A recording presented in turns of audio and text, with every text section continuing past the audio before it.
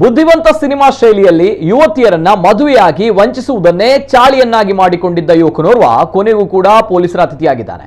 ಬೆಂಗಳೂರಿನ ಪಟ್ಟೆಗಾರಪಾಳ್ಯ ನಿವಾಸಿ ಮಿಥುನ್ ಕುಮಾರ್ ಬಂಧಿತ ಆರೋಪಿ.